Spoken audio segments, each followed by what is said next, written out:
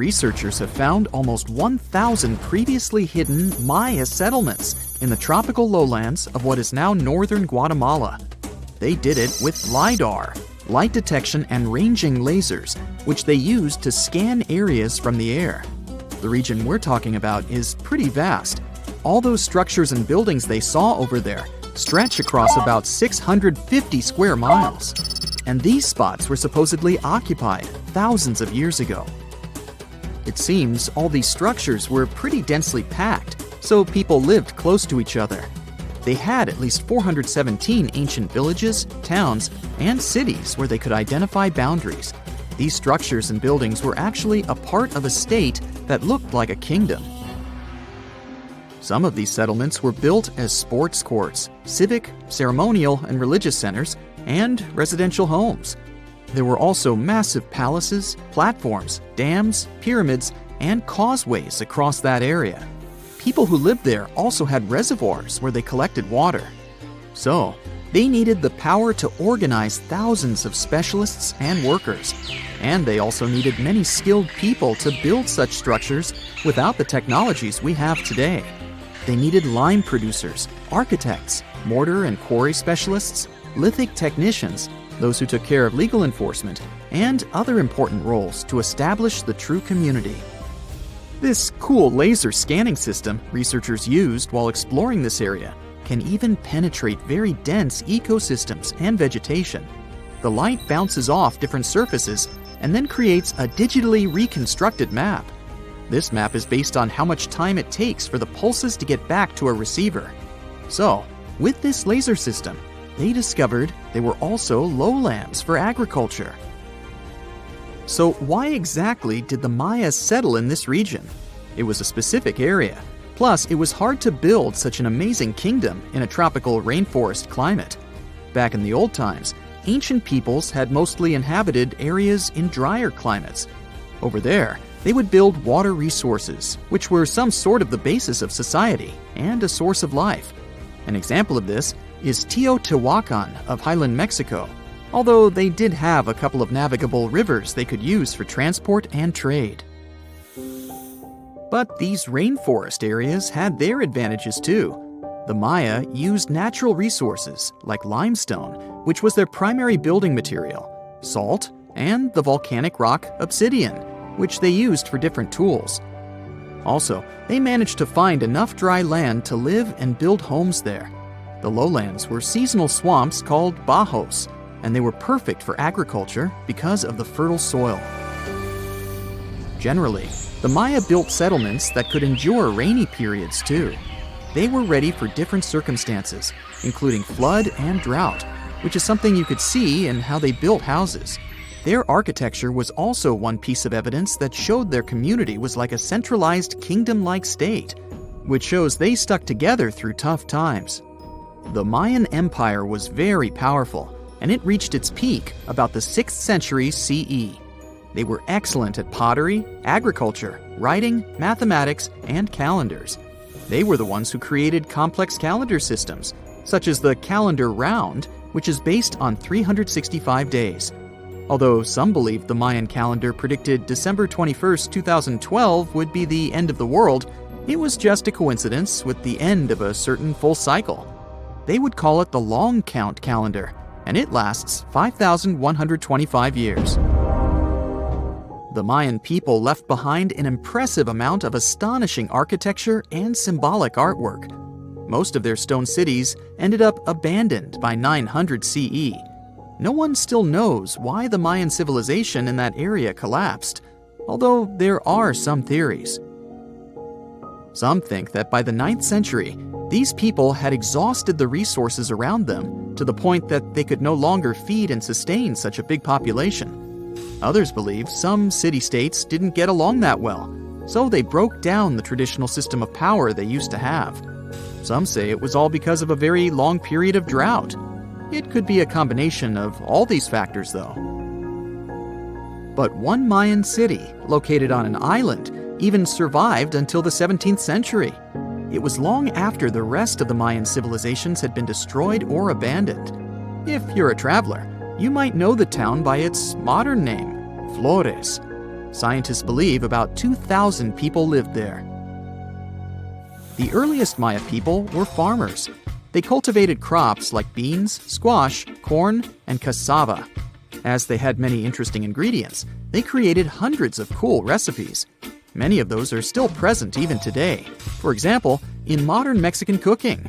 And especially popular are papayas, cacao, avocados, squash, pineapples, chili peppers, beans, and so on.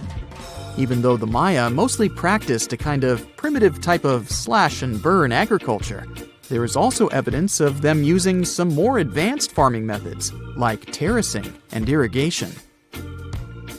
And they were big chocolate lovers. More than 3,500 years ago, the Olmecs of Mesoamerica probably turned out to be the first to realize that it takes some work for us to get such a cool thing as chocolate.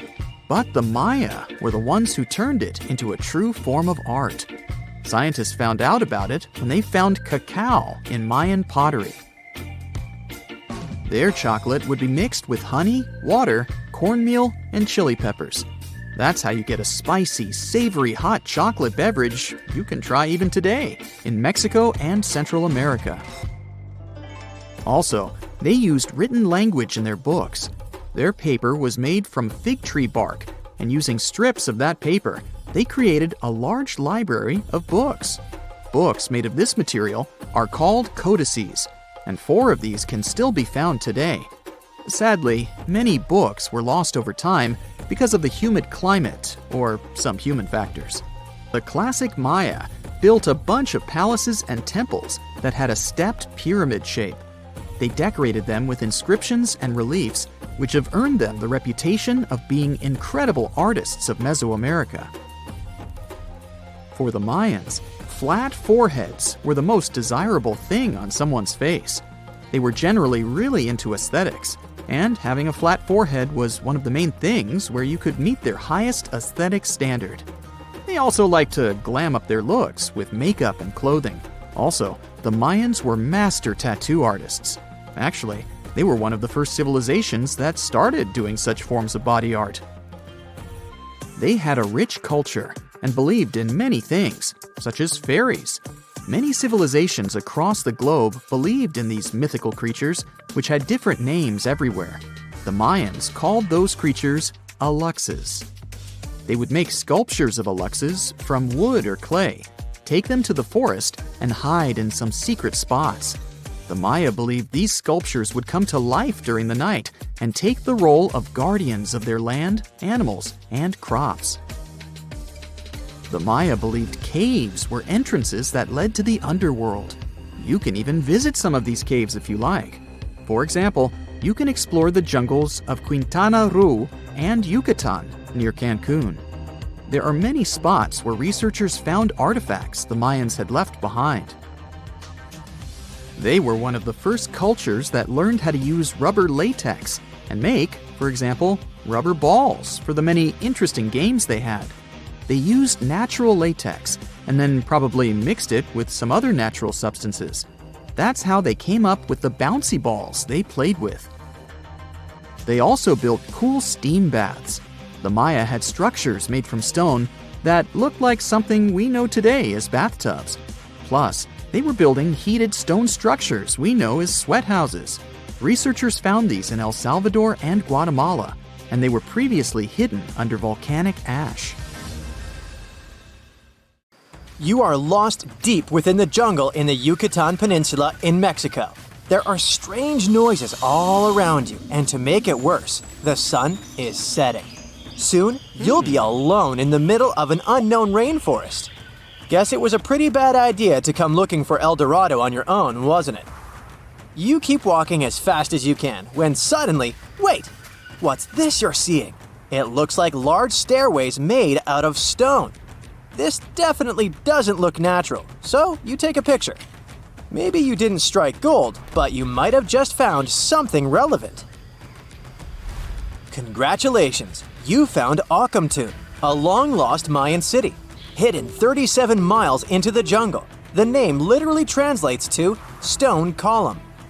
Stone was probably in at the time, so these guys used a lot of it to build their pyramids, houses, and even ball courts. If you ever thought that Europeans invented ball games, think twice. Mayans loved to play ball games for recreational purposes. Ancamtun is part of a series of other long-lost Mayan cities that are being discovered with the help of new technology nowadays. We'll talk more about the other ones in a jiffy. Perhaps the biggest surprise of this one is that it was surrounded by wetlands, which is why the city was built on high ground. The city was monumental, covering an area of over 120 acres. That would be as big as 90 football fields right next to each other. Scientists have found proof that Ancamtun had pyramids of up to 49 feet high, and that it was likely an important social hub between 250 and 1000 CE. This is definitely a game changer. But lost Mayan cities began to be unearthed in the 19th century. Modern technologies, such as LiDAR imaging, help archaeologists see through dense canopies of the forests. This means that people don't really have to risk getting lost in the tropical jungle like you did at the beginning of this video. LiDAR works sort of like an X-ray. It sends out laser beams that can detect any signs of ruins or ancient constructions. According to space archaeologist Sarah Parchak, satellite imagery has been a key player in discovering ancient cities in South America, Egypt, and other places. Sarah herself spends most of her days scouring images for any signs of where there could have been cities long ago. She says that more often than not, what happens is that ruins are covered by vegetation, soil, or sand, which makes them super tricky to find. But thanks to these awesome tools, scientists also made the huge discovery of ancient Mayan causeways, which spread throughout old Mayan territories. I mean, take a look at these roadways. You'd expect to see ruins like this in places such as Portugal, England, or the United States. I'm talking about 130 feet wide roads painted white to help travelers journey through the nighttime. Scientists recently unearthed a 110-mile network of roads such as these, and they think this dates back to before the first registered Mayan highways we've known so far. These roadways, which sometimes ran over the swampy ground and were even elevated at times, are being called the world's first superhighways. Even if there is no registry of animal-powered vehicles, it's believed that the Maya used them to travel around a network of possible 964 settlements. They were built like a huge spiderweb, and from what archaeologists have gathered, this huge system of roads worked to connect a big system of economic and social interactions between Mayan cities. This completely debunks the traditional idea that the Mayan pre-classic period, which dates back to 2000 BCE, was made of small, tribal settlements. Imagine the manpower and engineering ability you need to muster to build something close to these white highways. Scientists believe that these causeways were built pretty much the same way as the Mayans built their pyramids, with a mixture of mud and quarry stone. Oh, and using several layers of limestone to make them white. That's pretty cool, right? But let's take a few steps back for a moment to get some context. The Mayans were one of the biggest pre-Columbian civilizations living in the Americas. Until now, experts believe that at its apex, the Mayan civilization consisted of over 40 cities with a population of millions of people. That's a lot of folks. Their civilization spanned Mexico's Yucatan Peninsula, Guatemala, and Belize. And they survived mainly on agriculture. The thing is, the Yucatan Peninsula was an extremely difficult place to grow crops. So the Mayans had to develop a complex irrigation system in most of their cities. They built a series of ceremonial buildings, pyramids, and plazas. The Mayans might have been keen pyramid builders, but they also developed an advanced astronomical system. With whatever ancient technology they had, they were able to predict the exact location of planets such as Venus and Mars, as well as the exact dates of eclipses. If you've ever seen examples of ancient Mayan cities, this is Tikal. Located at the heart of the Guatemalan jungle, Tikal is believed to have been the capital of the ancient Mayan conquest state.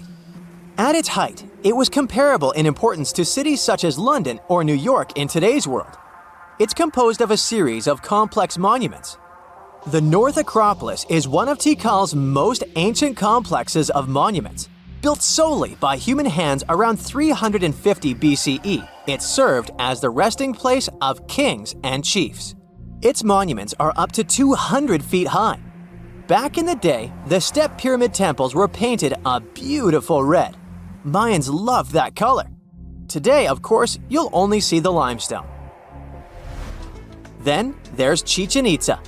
It's got one of the best preserved pyramids on Earth to date. Located in Mexico's Yucatan state, this Mayan city is well over 1,500 years old. At its peak, it was home to 35,000 people. The site covers 4 square miles of land. The highlight is El Castillo, a tremendous step-like temple standing 80 feet above ground. Its most peculiar feature is that it has 91 steps up each of its 4 sides, including the upper platform, which makes for 365 steps, the same number of days as the solar year. You can see that these folks were a pretty big deal, huh? That's why nobody can really understand what happened to them. There's a big lack of evidence on the decline of this almighty empire. What could have been the cause of their demise? Was it a drought? New research in 2017 did bring some new discoveries into the mix.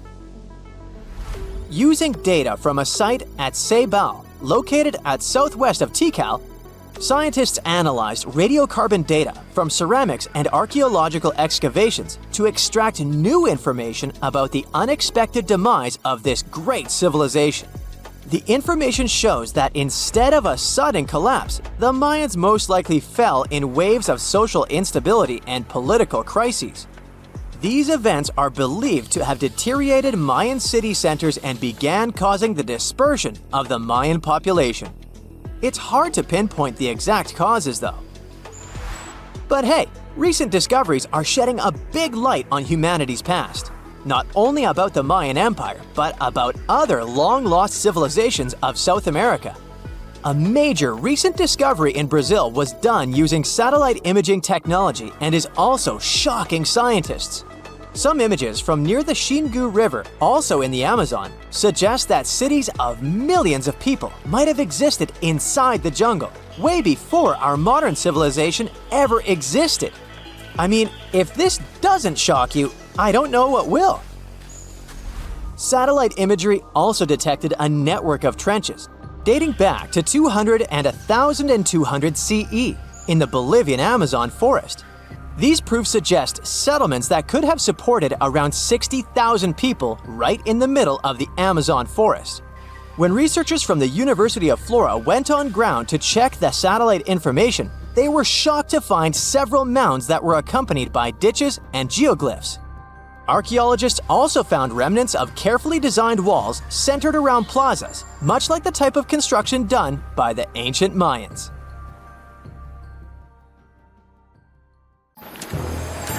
The story goes that 2 Mayan twin boys loved to play ball. Sure, they were really good at it, but they also made a lot of noise when playing. The lords of the underworld soon became bothered by the sound and summoned the 2 boys to the underworld, a place the Mayans called Xibalba. As soon as the boys reached their gloomy destination, the lords of the underworld began putting them through a series of tests. Soon enough, the inexperienced twin boys failed the tests and lost their lives. But this was not in vain. This sad event resulted in the appearance of a beautiful fruit tree. Soon enough, a young woman saw a beautiful fruit on this tree and reached up to pick it. Legend has it that soon after that, she gave birth to another set of twin boys named Hunahpu and Xibalaqui. Just like their ancestors, these twins were great ball players, but they were equally as loud, and the lords of the underworld became annoyed again. They decided to ask this pair of twins to come to play a game in the underworld, hoping to get rid of them too. When the twins arrived, the Lord sent them through a number of frightening places. The first one was the House of Gloom, which was very dark. They then passed through the House of Knives, where they had to avoid getting injured. The twins then built a fire in the House of Cold, so that they didn't freeze, and ran through the House of Jaguars, where they tricked the animals into not eating them. Finally, they entered the House of Bats, where they seemed to have lost their luck. One of the bats managed to run off with Hunahpu's head.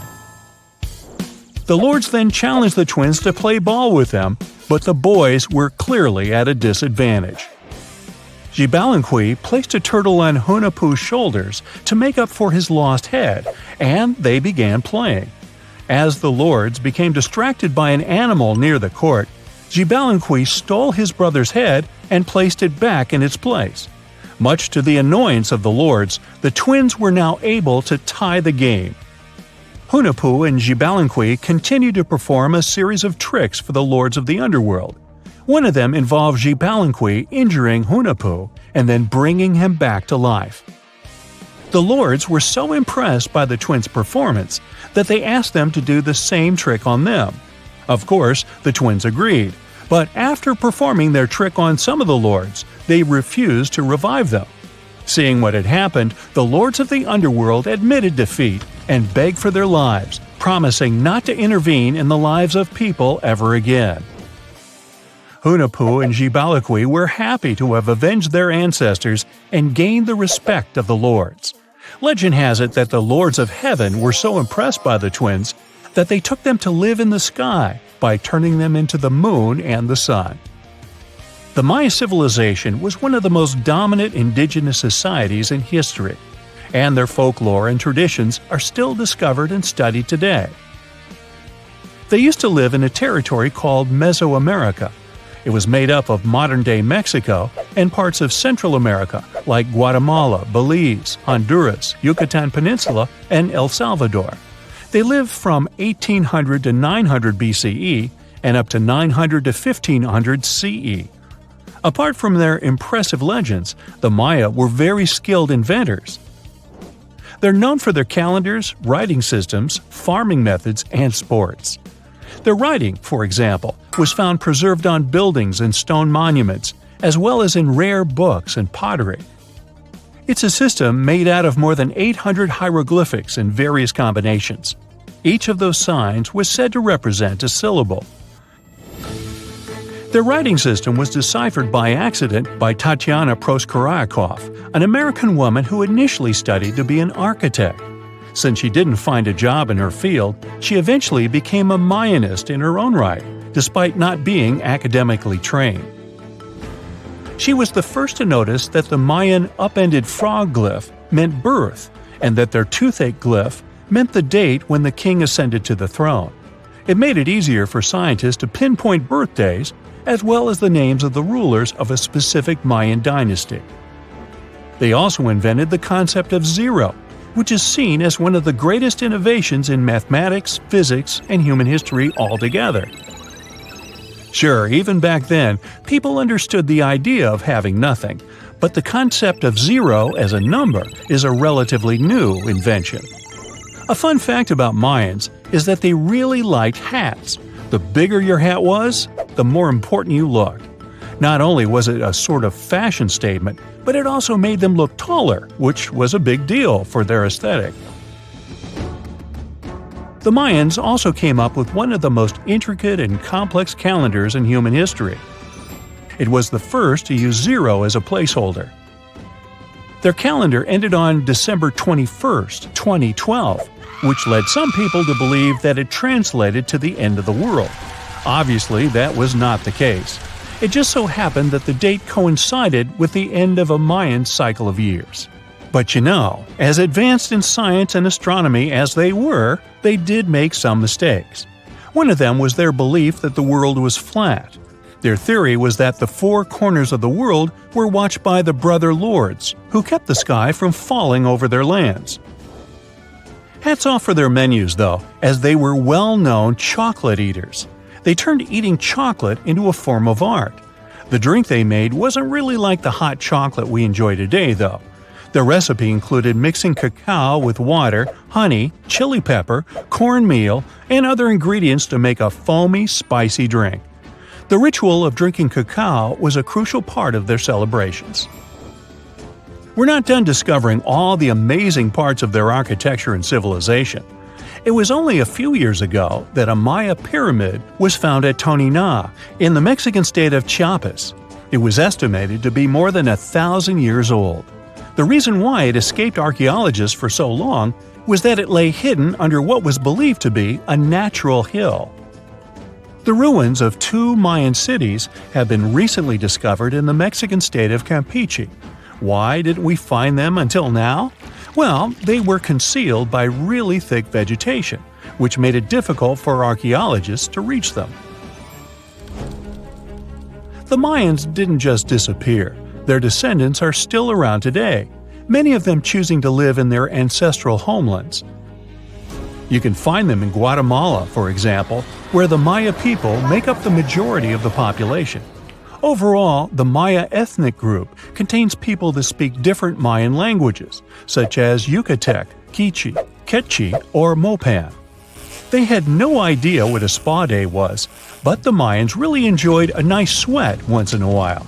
Sweat lodges were discovered around ancient Mayan sites. They were built out of stone or adobe.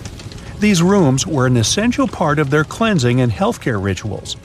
One of the earliest sweat lodges was found in Quello in northern Belize and appeared to date back 3,000 years. One of the most important parts of the Mayan culture was a ball game which they named Pix.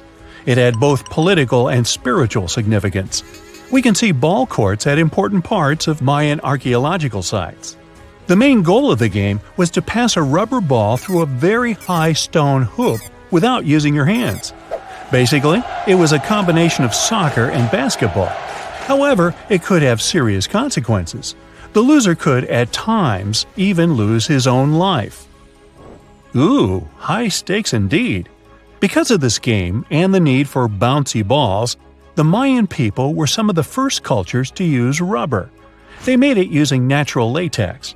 There were different kinds of rubber depending on what natural substances the latex was mixed with. And that, my friend, is the way the ball bounces. Sorry, but you know me, I just couldn't resist. What is a boat doing in the middle of a desert? You would expect to find a seagoing vessel closer to shore. This is the question archaeologists had been asking for decades. In 1988, there was a storm near one of the most important archaeological sites in ancient Egypt. A wooden structure emerged from the sand. It was hollowed out by termites. Scientists were determined to solve its mystery. In 2000, they began excavating the site near Abydos, Ubidos.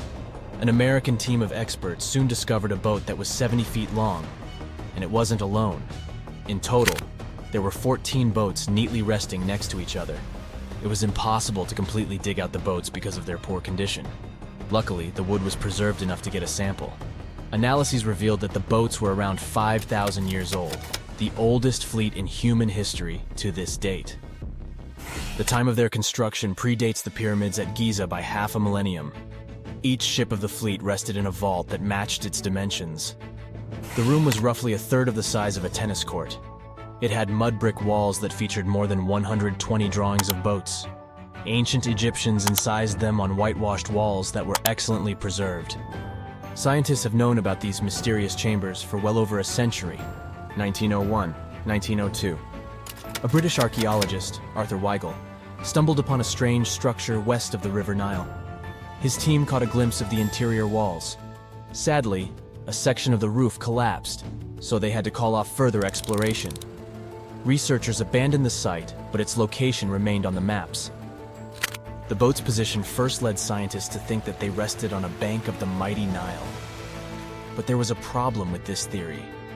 Today, the river flows almost 7 miles west of Abydos.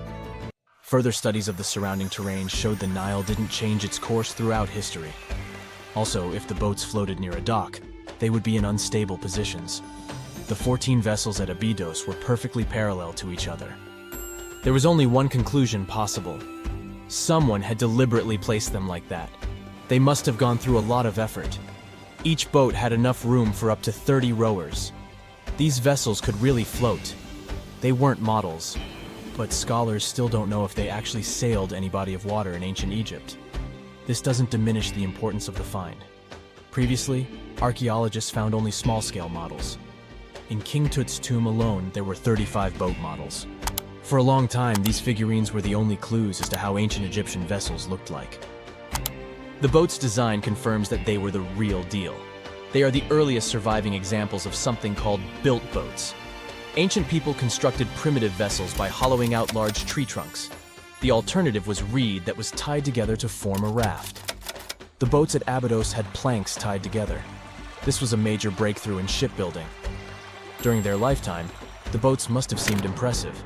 Timber was a valuable commodity at the time. There was no wood in the desert. Cedar had to be imported from Lebanon. The only person who could afford such luxury was the pharaoh. Studying the area around the ancient fleet provided more answers. Scientists discovered a mud brick structure where Egyptians worshipped the pharaoh. Its approximate date of construction matches that of the wooden boats. The same bricks out of which this building was made were used to encase the fleet. At the time of their construction, the rooms they were stored in had a ceiling. That's the section that archaeologists stumbled upon in the early 20th century. Just like mummies and coffins, these marvelous ships rested inside splendid vaults. The exterior of these rooms was also impressive. The outer walls originally had a plaster of white limestone. It reflected sunlight. In the desert sun, the structure housing the boats must have shone from miles away. Ancient Egyptian builders used the same technique to cover the pyramids 500 years later. Today, their surface looks jagged, but it wasn't always like this. When they were constructed, the pyramids had a top layer of fine white limestone. Their surface was smooth and it gleamed in the sunlight. Instead of stairs, the outer layer of the pyramids was more of a sleek ramp. Archaeologists were left with one final question. Which pharaoh owned the fleet? The answer lay just a mile from the site. This is where the tomb of a pharaoh from the 5th dynasty rested, King Senwosret III. Its time and style of construction matched the ones of the chambers with boats. The very end of his rule might explain how the boats ended up in the middle of the desert. The pharaoh probably passed away in northern Egypt. Then his body was transported down the Nile to Abydos in a marvelous procession of decorated boats. The vessels were later lowered to chambers near the final resting place of their owner. This had a symbolic meaning. In the ancient Egyptians' belief system, ships played a key role. Their supreme deity was Ra. He traveled through the sky during the day in the form of the sun. At nighttime, he sailed through the netherworld in a solar boat. The pharaoh identified himself with Ra. That's why he needed boats in the afterlife. That was the only way to regenerate himself. Just as the sun rises every day above the horizon. This belief existed for thousands of years. The more famous Pharaoh Khufu also had a ship. Scientists found it in 1954 next to his pyramid at Giza. It is some 4 centuries younger than the fleet at Abydos, but Khufu's ship was almost 2 times longer. The Great Pyramid of Giza and King Tut's tomb are some of the most famous archaeological finds in Egypt. But there are many more secrets hiding beneath the endless sands of the Sahara Desert. Recently, 2020, archaeologists found a lost city there. They have labeled it as the most important discovery since King Tut's tomb, 1922. The city of Aten is some 3,000 years old. Historians hope it will give them a unique insight into the everyday life of ancient Egyptians. The famous archaeologist and Egyptologist Zahi Hawass proclaimed the site a lost golden city. Aten sits some 300 miles south of Egypt's capital, Cairo. It is close to the famous Valley of the Kings. Archaeologists first found sections of mud brick walls that spread out in all directions. They discovered complete rooms with tools of everyday life inside. The research team unearthed a bakery, a residential neighborhood, and an administrative district. They all date back to the time when the Egyptian civilization was the wealthiest in its long history. They were also the first to make objects from iron. In 1911, scientists found a set of iron beads near a village in Lower Egypt, El Girza. These are the earliest known iron artifacts. The discovery is literally out of this world. Ancient people made them by beating into shape a piece of a meteorite. The 9 beads were once part of an ornate necklace. They are now blackened and corroded, which is perfectly normal for a piece of jewelry that is over 5,000 years old. They consist of an iron-nickel alloy. Researchers were impressed by the skill of ancient jewelers who processed the beads. Their craftsmanship is more impressive when you think that they didn't know the stellar origins of the material. The Great Pyramid of Giza also has a remarkable feature. An international research group investigated the electromagnetic response of the structure to radio waves. They found that the pyramid has the ability to concentrate electromagnetic energy inside it. This occurred inside its chambers as well as under the pyramid's base. It contains an underground, unfinished chamber. It seems that the electromagnetic response is connected with the properties of limestone, the Great Pyramid's main building material. The research results might have a practical application. The way solar cells and nanosensors function could be improved by this remarkable find. It's 1898, and you're taking part in excavations in Saqqara. This place, not far away from Cairo, is full of ancient tombs and pyramids. You're in your Indiana Jones mood and hope to find something really phenomenal to become famous. Gold, manuscripts, treasure maps, mummies of famous pharaohs. Wait, a wooden bird? You're really disappointed as it looks like a regular toy. An old one, but still. Little do you know that years later, someone would propose that your bird was actually an ancient monoplane. So the artifact, nicknamed the Saqqara bird, is made of a sycamore tree. The birdie has a wingspan of just 7 inches and weighs around 40 grams. A perfect original souvenir from Egypt, I would say. It's over 2,000 years old and looks pretty plain, without any carvings of feathers or other intricate ornaments. It has a beak and eyes though, which makes our find look like a hawk, the emblem of the deity Horus. Its tail is rather unusual as it's squared, looks weirdly upright, and it seems like the sunken part of it was the place for a now missing piece. Humans love solving a good mystery, so there have been several attempts to explain the use of the birdie. First, quite simply, is that it was a ceremonial object. The second idea is that it was a toy for a child from some well-off family. It could have been some sort of boomerang, which was a popular concept in ancient Egypt. Then there was a theory that the bird had been used as a weather vane. But this one has been debunked as the figure doesn't have any holes or markings, except for the one made at the museum in Cairo to fix the exhibit on a stick. So there was no way to hang it in the past. Almost a century after the bird was found, Egyptologist Dr. Khalil Masiha proposed a new theory that it could have been a model of a monoplane. He believed the bird was missing a horizontal tailplane. Otherwise, it had its wings set at a right angle, similar to that of modern planes. It could have worked to generate the aerodynamic lift necessary for flights. Dr. Masiha also claimed that it was common at that time to place miniature models of technological inventions in tombs. So, did the ancient Egyptians really invent the plane in 200 BCE? That would make the Wright brothers, who are considered the inventors of aviation, really upset. They made one of their first flights only in 1903. There's just one way to know for sure, and that is to test the model. But you know, the ancient museum in Cairo would unlikely let one of their cherished exhibits fly around like a toy. That's why glider designer Martin Gregory built a similar model, this time of balsa wood, and concluded that even with the missing tailplane, the plane wasn't much of a flyer. Case solved? Not really. This didn't sound convincing enough to the History Channel, so they invited an aerodynamics expert to build another replica of the bird. He tested it in weather conditions similar to those in Egypt and was impressed with the little plane's abilities. So, if they did invent the prototype of a plane back in the times of pharaohs, it would be a good example of an oupart. That's an out-of-place artifact, an object that's way ahead of its time in terms of technology or history.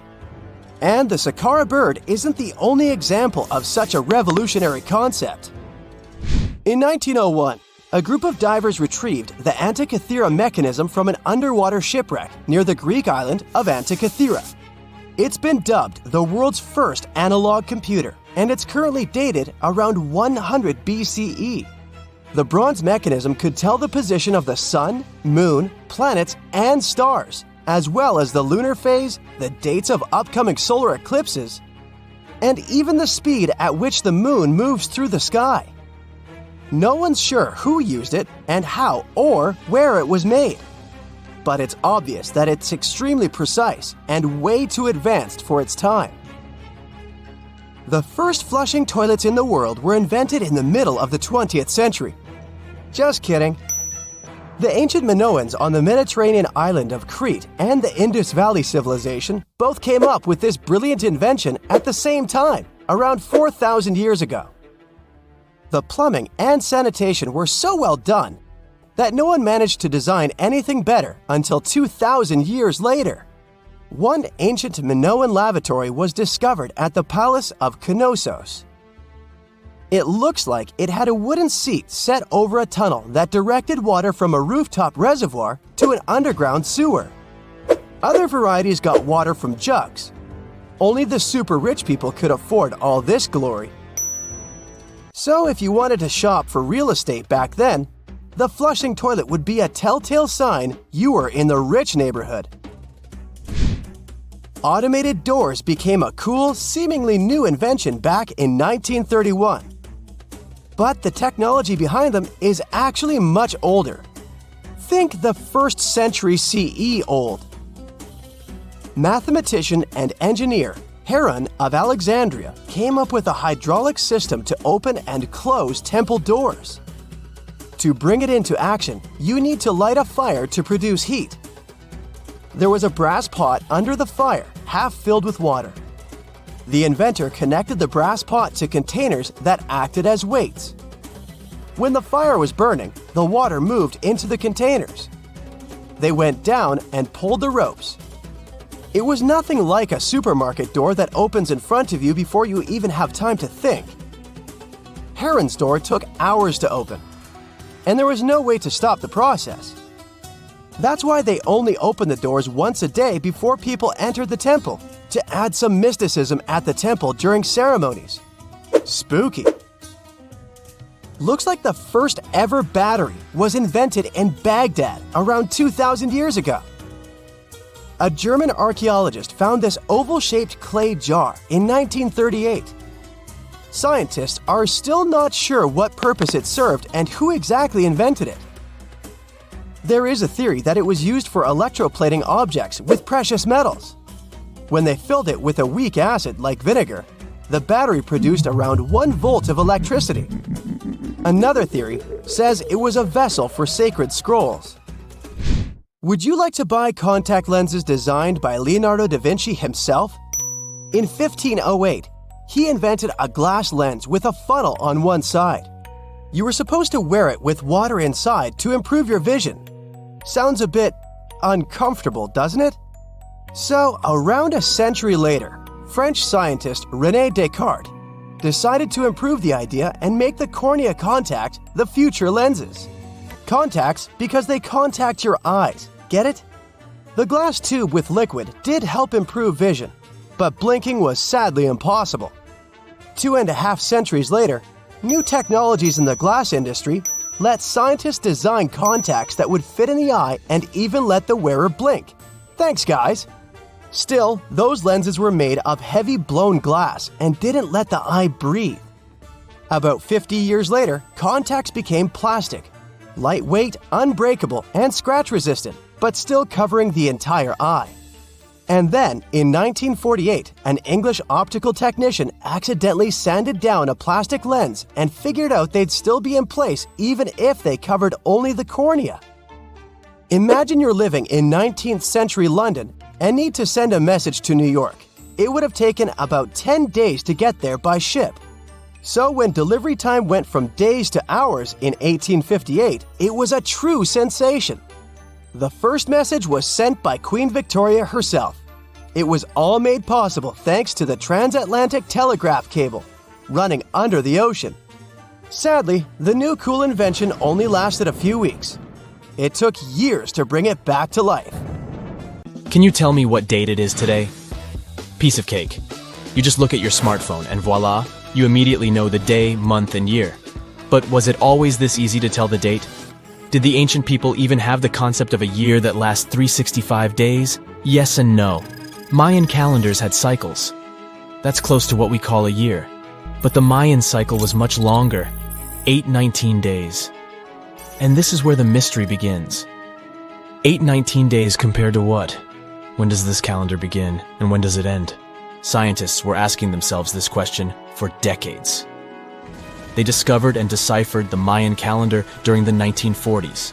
Recently, two American scientists, John Linden and Victoria Bricker, came forward with a solution. So, what did they do differently from their predecessors? The duo deciphered the code by broadening their thinking. They expanded the calendar from 819 days to full 45 years. That's 20 times longer than the original cycle. And a pattern started to emerge. This was a major breakthrough because the Maya told time in a complicated way. You can forget about the easy-to-read Arabic numerals we have today. These ancient people used glyphs. These are tiny images that represent characters. Something like the icons on your desktop or universal symbols. When you see a little dot with 3 curved lines above it, you know there is a Wi-Fi network available. The Mayan calendar used glyphs that represented animals or natural phenomena. For example, there were symbols for a jaguar and an eagle. Each glyph marked one day. Each cycle is repeated 4 times, 8 and 19 x 4. Let's call these 4 cycles blocks. The Mayas colored each block differently. Scientists thought these colors corresponded to the 4 cardinal directions. Red was east, white, north. West was black, and finally, yellow marked south. But then the 1980s came. Yeah, this was a weird decade. The calculations were all wrong. Researchers determined that the colors were associated with the position of the sun in the sky. It turned out that the color yellow represented the highest point of the sun, which is called a zenith. White was the lowest point, called the nadir. It seems that the calendar showed just how good the ancient Mayas were at astronomy. This is most evident at Chichen Itza. This principal Mayan city is located on the Yucatan Peninsula, Mexico. There stands an impressive step pyramid. It is dedicated to the feathered serpent deity, and its alignment is perfect. Something marvelous happens here twice a year, during the equinoxes, March and September. These are the times when the sun shines directly over the equator. On these 2 dates, the day and night last the same. At the site of the pyramid, sunlight first illuminates the sculpture of the serpent head at the base of the structure. Then it makes its way up the 91 steps. This creates the illusion that a snake is slithering down the pyramid. Even today, people gather to witness the sight. And it must have been more impressive when the Mayas completed the structure 1050-1300 CE. Do you know what a synodic period is? Neither do I. But Mayan astronomers did. A synodic period is the time that passes before a stellar body does a full lap. For example, this is the period between 2 full moons. When you look from Earth, this period lasts roughly 30 days. And the Mayas were looking at the skies non-stop. They carefully noted the synodic periods of all planets. From Venus to Saturn, these ancient astronomers kept records of nearly all celestial bodies. But what does this have to do with their calendar? The American researchers' calculations revealed the link. Let's take the planet closest to the sun as an example, Mercury. Its synodic period is 117 days. Multiply that by 7 and you get which number? Exactly 8 to 19, when 17 x 7 equals sign 819? Coincidence? Definitely not. Because synodic periods of other planets also neatly match the magical figure 819. But this is not visible from a single Mayan cycle. Scientists had to expand it several times to discover the pattern. There is a reason why no one could decipher the code for so long. They were focused on a single planet. The trick was to add the Mayan calculation for all the planets. Researchers just needed to see the bigger picture. This brings us to the year 2012. Can you remember that some people thought that the world would end on December 21st? That turned out to be a bust. We are alive and well now. But what started this false rumor? The Mayan calendar, of course. You see, these ancient people based their calendar on long periods of all the planets. That included a lot of complicated math and a lot of multiplying. This 2012 was simply the time when their cycle ended. It is known as the long count. This period is the same as our year. For the Mayas, 2012 was something like the 31st of December for us. Just an end of a cycle in which they measured time, so there was no need to panic. Those New Year's Eve parties might be a bit wild, but the world doesn't end on January 1st. The Mayas stretched more than their calendar. Rubber was the name of the game. Yes, you've heard it correctly. These ancient people were making different grades of rubber 3,000 years before one famous American did, Charles Goodyear. They would extract natural latex from the rubber tree. This is a milky substance that can be turned into rubber. And they weren't the only ones. Scientists found evidence that their neighbors, the Aztecs and the Olmecs, did the same. But what did they do with rubber? They didn't need car tires, definitely. But it's cool to have a nice pair of sandals for the beach. The Spanish wrote about rubber sole footwear that natives wore. Sadly, scientists still haven't found them. That would be a big step for archaeology. So the Maya were playful with rubber, literally. Researchers guess that they produced balls from latex. These were bouncy and ranged in size from a softball to a soccer ball. A typical Mayan ball game, pits, involved 2 hoops. You must be thinking basketball, but not quite. The hoops were set on walls, 23 feet high. Compare that to the NBA standard of 10 feet. And the hoop was the other way around. There is also a sweet side to the story of the Mayas. These ancient people enjoyed chocolate. In fact, the modern word chocolate probably comes from their language, xocolotl. This meant bitter water. Okay, you get the bitter part, but why water? The Mayas didn't produce chocolate in the form we know it today. They didn't make bars of chocolate, they drank it. Smashed cocoa beans made for excellent drinks. The Mayas perfected the mixture over time and even added spices. Anyone up for a fiery chocolate drink with stew peppers and cornmeal? Who knows, maybe this beverage actually tasted well. Cocoa beans were sacred and used as a currency. Researchers believe all social classes got to enjoy it. Free chocolate for all sounds nice even today. But where did the Mayas get clean water for their cocoa drinks? From the oldest known filtration system in the Western Hemisphere. It was based on zeolite. These are minerals that contain aluminum and silicone compounds. And guess what? Modern air and water purifiers still use this material. Mayan tech wins yet again. Back in Europe, Roger Bacon developed a sand filtration system in 1627, some 1,800 years after the Mayas. But what about regions without rivers, lakes, or springs? Mayan engineers had it all figured out. Rainwater. They would carve out large reservoirs in the limestone bedrock. Then, they would coat these underground caves with a layer of a watertight material. The final step was to make small channels that collected water from the hills above. Scientists estimated that just one of these reservoirs could hold on average 10,000 gallons of rainwater, enough to fill 55 modern hot tubs. We know that the ancient Egyptians were talented enough to build something as grand as the pyramids, but were they also smart enough to measure the speed of light? There's a theory circulating online that says exactly that. If you look at these 2 numbers, you'll see that they match completely. The first one is the speed of light in a vacuum measured in meters, and the second one is the latitude of the Great Pyramid of Giza. So, was it done on purpose, or is it just a coincidence? Well, happily, we can tell you that it's actually just a coincidence, not another conspiracy thingy. The Great Pyramid is just one of the many places in the world that share the same latitude. And more importantly, even if the ancient Egyptians had somehow measured the speed of light and chosen to keep it a secret from the rest of the world, they wouldn't have used meters to put it down. Meters were only defined at the end of the 18th century. The builders of the pyramids used a different unit of measure called cubits. 1 cubit is equal to 1.5 feet. Cubit was based on the length of the arm from the elbow to the tip of the middle finger, and it became popular in the ancient world. So if they wanted to impress the rest of the world and set the pyramids at a point that matched the speed of light in cubits, they would have to build their iconic constructions somewhere in Europe. And then the Danish astronomer who first measured the speed of light in 1676 would have been really upset to know that someone had done it centuries before him. So although they were ahead of their time in many aspects, the ancient Egyptians never measured the speed of light or used longitude and latitude to map their locations. The base of the Great Pyramid of Giza might seem like a perfect square, but it's actually an 8-sided structure, not 4-sided.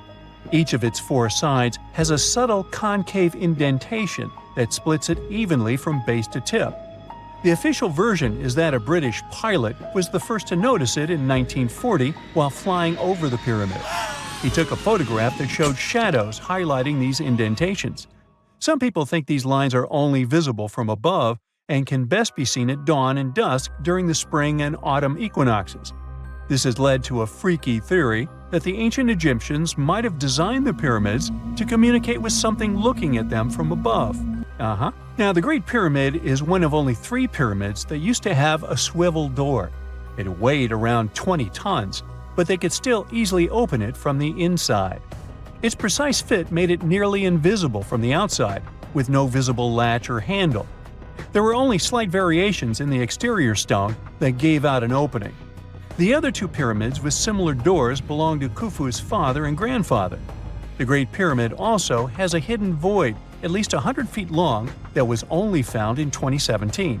We still don't know what lies within the space, what purpose it served, or if it is the only space of its kind.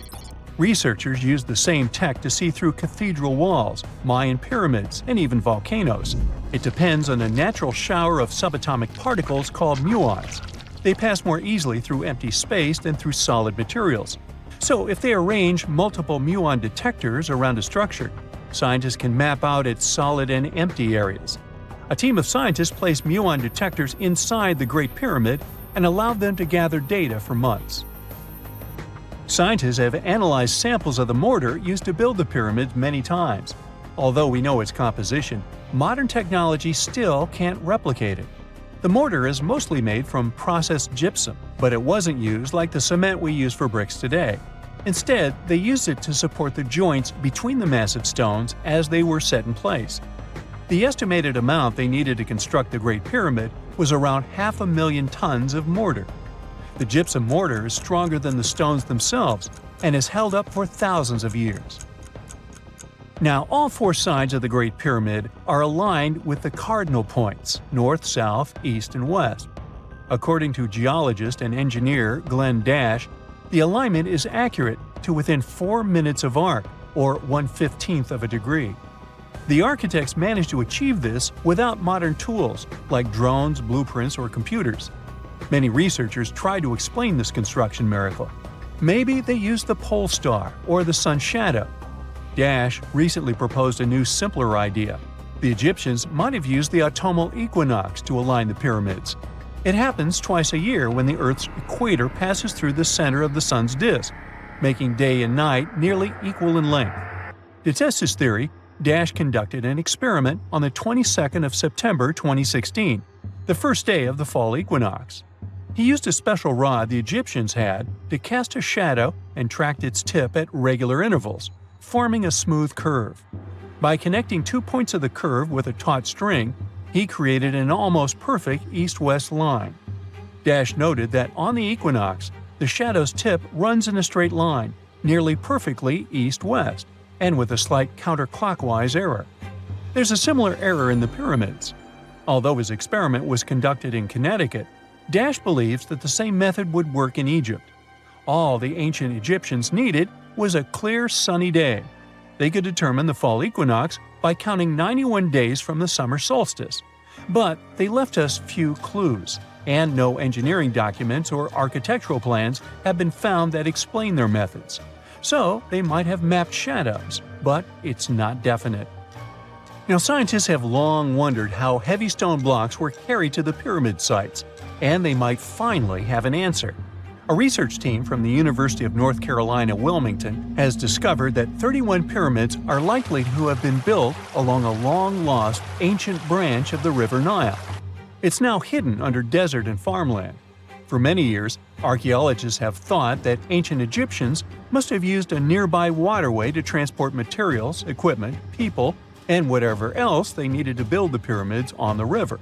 But up until now, they weren't certain of the location, shape, size, or proximity of this waterway to the site of the pyramids. The group of researchers used radar satellite imagery, historical maps, geophysical surveys, and sediment coring to map the river branch. They believe it was buried by a major drought and sandstorms thousands of years ago. The team managed to go below the sand surface and get images of some hidden features thanks to radar technology. They found hidden rivers and ancient structures running at the foothills of where most of the ancient Egyptian pyramids lie. The discovery of this extinct river branch helps explain the high pyramid density between Giza and Lisht, in what is now an inhospitable area of the Sahara Desert. Now, Egypt isn't the only country with the most pyramids in the world. The champion's title here goes to its southern neighbor, Sudan. It has between 200 and 255 pyramids, compared to Egypt's measly 138. They were built by members of the Kingdom of Kush, an ancient civilization that ruled the lands along the Nile River many years ago. They started erecting pyramids around 500 years after the Egyptians had stopped doing it. Their pyramids are much smaller than the Egyptian ones, but were built for the same purposes. Archaeologists are still working to find out how the pyramids in the Sudan were built, how long it took to complete them, and what happened to their society. You're walking down the street. You see a strange-looking antique shop called Ageless Trinkets of Mr. Bright. You're curious, so you enter there. You take a look at all the weird stuff. Suddenly, an old folded parchment paper catches your attention. It's a world map, but something's off with it. Instead of showing the countries as you know them, it shows the locations of 4 mythical lost worlds and civilizations. Mr. Bright, the shop owner, comes next to you after realizing your shock. This map won't let you find these places or anything, but I can explain to you the legends behind them if you want, he says. Let me begin with Atlantis. You might know it as Aquaman's underwater kingdom, but Atlantis, the fictional island, was actually first introduced in 2 of Plato's works. According to him, Atlantis was a highly advanced civilization that existed about 9,000 years before his own time, and its story had been passed down by poets, authors, and others. He wrote about Atlantis and its citizens to give a moral lesson and to teach about the dangers of arrogance, as well as the eventual downfall of those who are after too much power. In his dialogues, Plato stated that Atlantis was a great and powerful empire that was respected in all parts of the world. It was founded by beings who were half deities and half human, and became a great naval power after a while. Being an island filled with gold, silver, and other precious metals certainly helped their case. But besides that, it was also known for its breathtaking architecture and state-of-the-art technology, as well as its countless rare and exotic wild animals. Atlanteans were proud of their great achievements and the perfection of their civilization, but their excessive pride was going to bring their downfall. They believed they were so superior that they could gain control over any nation. This led them to launch a series of invasions. They conquered many of the Mediterranean lands, but when it was time to enter Athens, Athenians pushed back with an extraordinary force, so the Atlanteans were finally defeated. Plato stated that deities then got angry at Atlanteans because of how wicked, greedy, and immoral they became. So they punished them by sending earthquakes, which caused Atlantis to sink beneath the sea. Although the earliest written records of Atlantis were Plato's works, some people still believed his story to be based on truth and tried to identify the island of Atlantis with actual countries. Some people suggested it may have been located in the Mediterranean Sea, near the coast of Spain or Italy. Others thought it may have been located in the Caribbean, off the coast of Central or South America, but there was no solid evidence to support any of these claims. One theory, in particular, seemed more plausible than the others, though. Located in the Aegean Sea, the island of Santorini was the home of a highly advanced Minoan society. However, due to a huge volcanic eruption, it was destroyed about 3,600 years ago, causing the Minoan civilization to suddenly disappear. These similarities between the fictional Atlanteans and the historical Minoans made Santorini a good candidate for the speculations.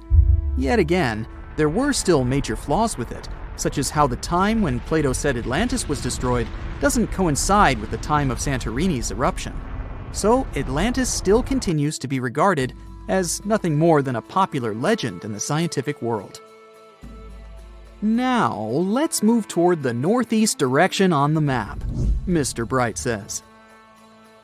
According to Celtic Breton mythology, there once was a magnificent city called Ys, also known as Caris, that towered over Douarnenez Bay in France's Brittany region. It was the most wealthy city in the entire Atlantic.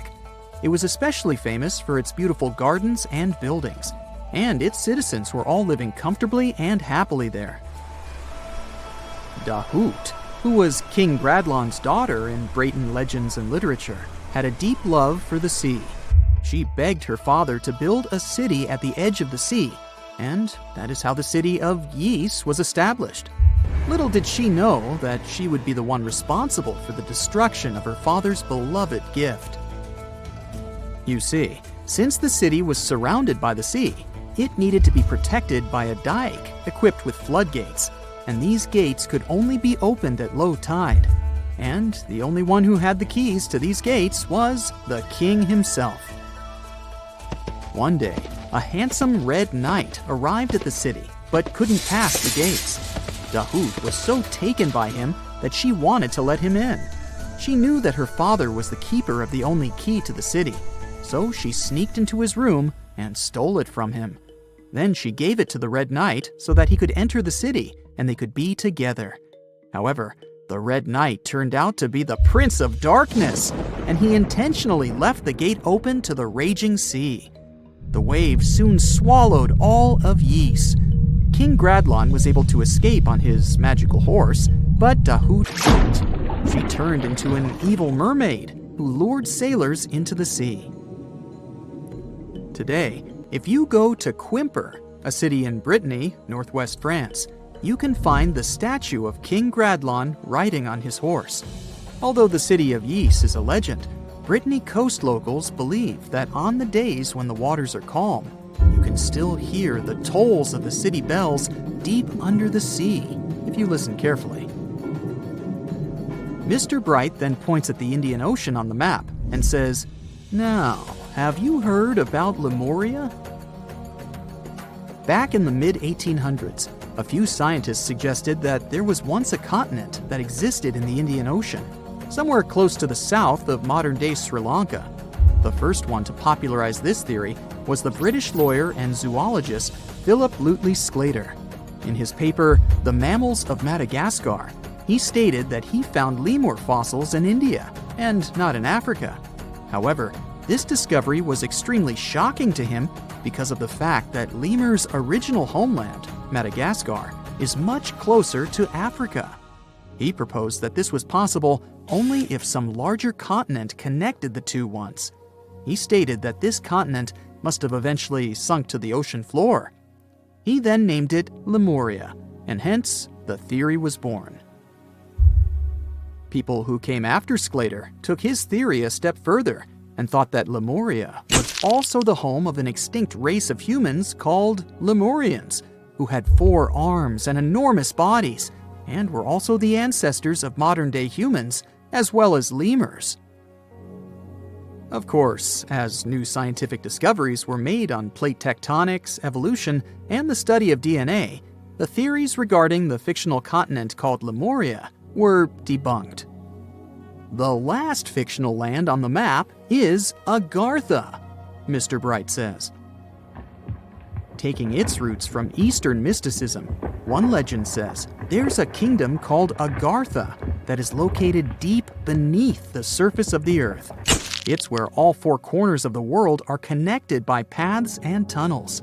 It is said that there's a secret entrance into Agartha hidden in the Gobi Desert, and it's built by Agarthans themselves using advanced technology that can't be detected by us, the surface folks.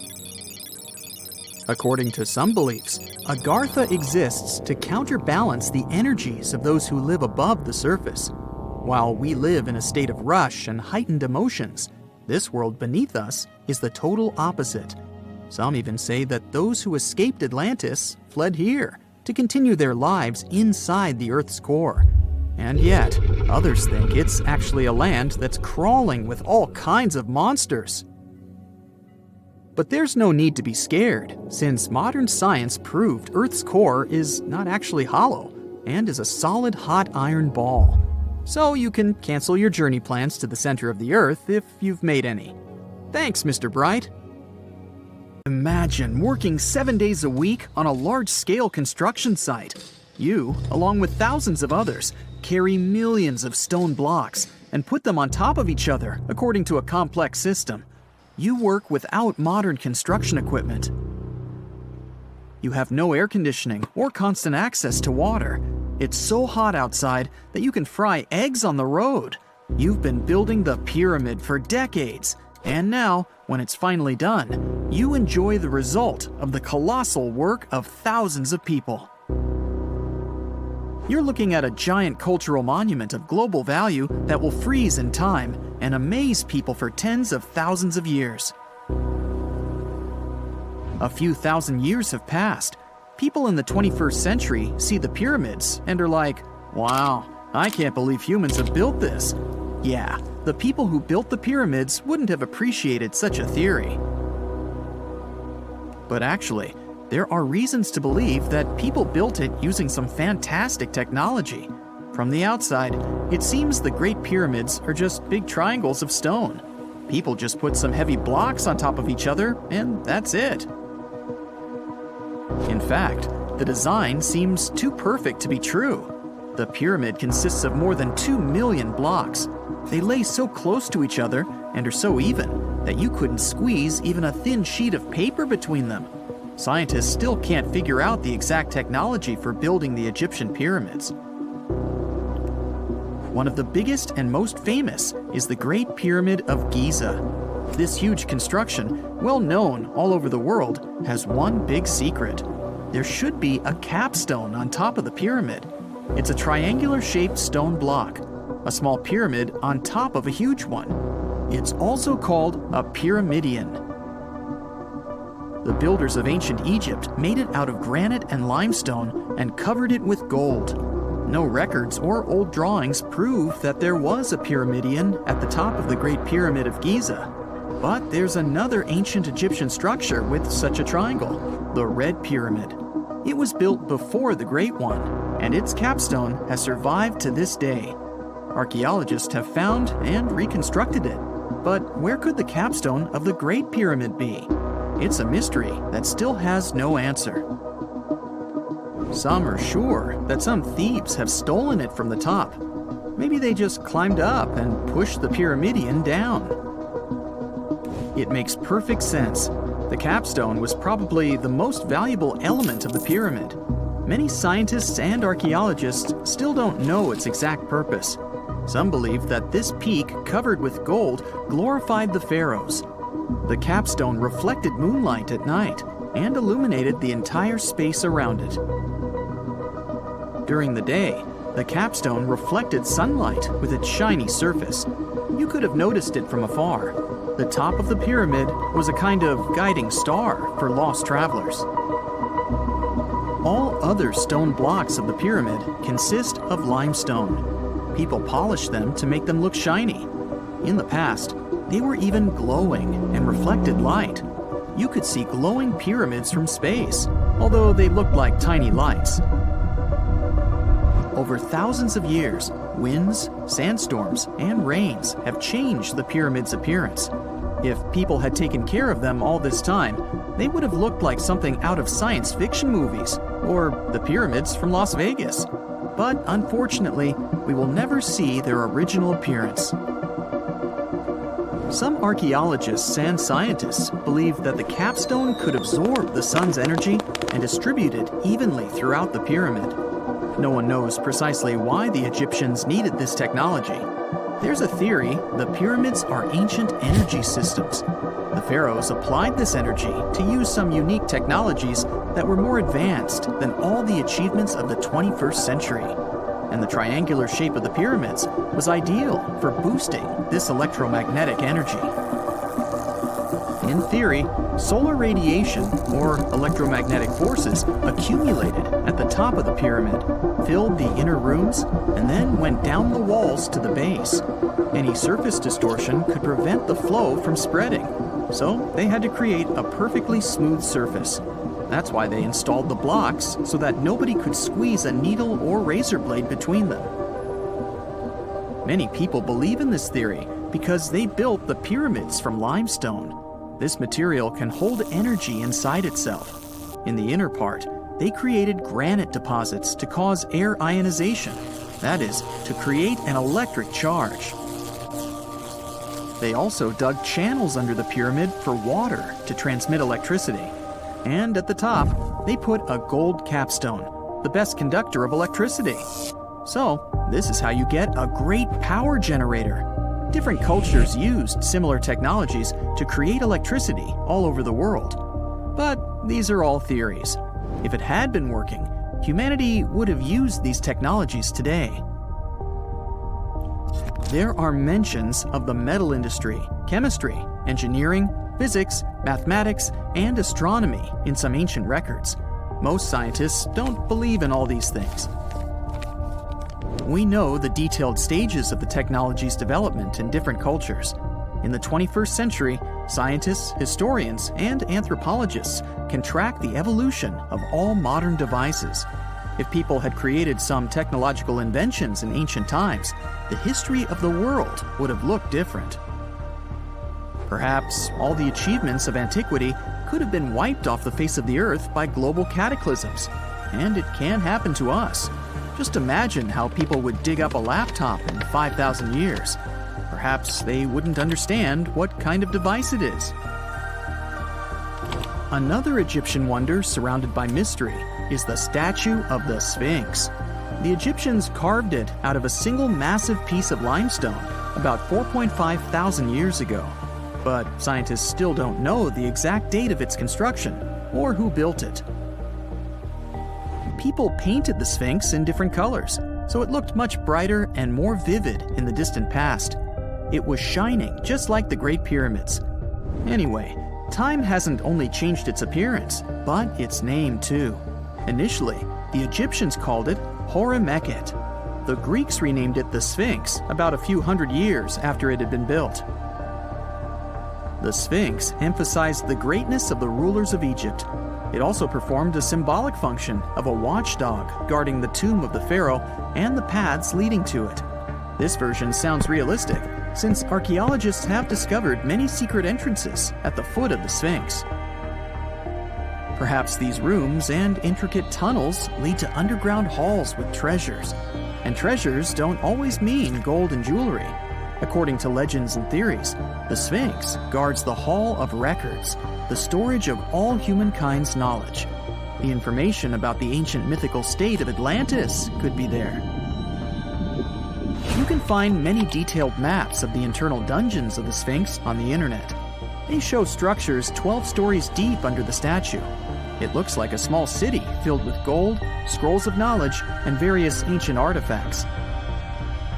But don't believe all these maps. These are just theories. Several thousand years have passed, but people have very little information about it. Archaeologists know that there are still many strange and exciting things about the Sphinx that are still undiscovered. Some locals are afraid to research because they believe they can awaken something terrible from the underground depths. Therefore, it's mostly scientists from other countries who conduct the excavations. In 1998, scientists discovered strange tunnels leading to empty rooms under the Sphinx. They realized that some people tried to get there through tunnels in the past, and maybe those people took all the treasures that were there. One of the legends says that some powerful artifact lays beneath the Sphinx. Its technology can change the whole world, but the locals are hiding it because it can damage the planet. Some believe that you can find evidence of unknown technologies painted on the granite walls in the pharaoh's tombs.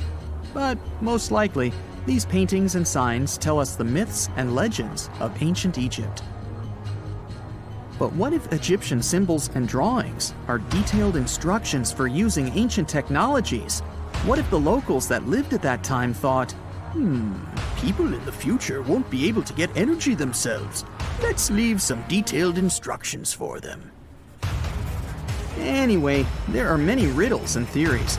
In reality, the search for answers is a dangerous undertaking, since it's not easy to get into the underground halls. Excavations can ruin the structure of the entire Sphinx. Any person inside the tunnels may get lost and never be able to find their way back. Besides, it costs a lot of money. Now, what would be awesome is if people could invent some device that could scan underground areas and show their detailed models. Have you heard of Göbekli Tepe? It's an ancient site in Turkey that literally made historians rewrite history books. Over 11,000 years ago, a group of prehistoric humans crafted an enigmatic masterpiece that's even older than Stonehenge.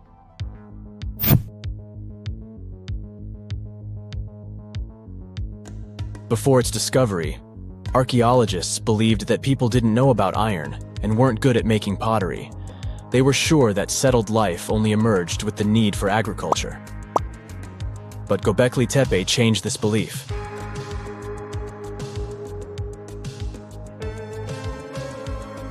The place has revealed that it was the temple that paved the way for a settled life, not agriculture. Until this discovery, researchers believed that farming was the catalyst for sedentary living. Meet Professor Schmidt, the guy whose findings changed this theory. He managed to prove that hunter-gatherer communities laid the very foundations of this way of life.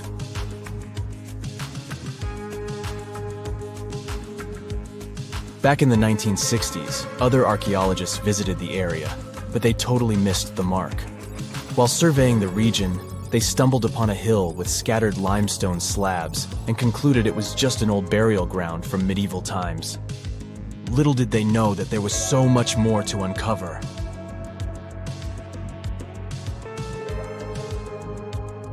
In 1994, Schmidt embarked on his own survey of prehistoric sites in the area.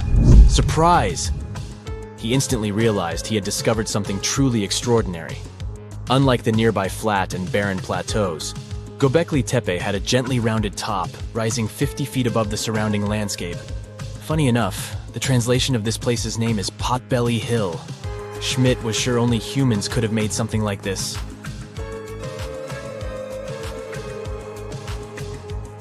Those broken limestone pieces that were mistaken for gravestones turned out to be way more exciting.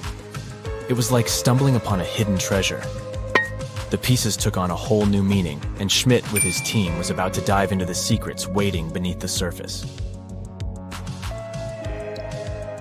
To their surprise, they found no traces of a settlement. No hearths for cooking, no houses, and none of those adorable clay figurines commonly found in nearby sites of similar age. However, they uncovered that those ancient people used tools like stone hammers. So, Schmidt and his team put their heads together and took a wild guess at the age of Göbekli Tepe's stone structures. Their estimation got backed up by some limited carbon dating done right at the site. The ancient vibes of this place were finally starting to make sense. It was like a puzzle slowly coming together.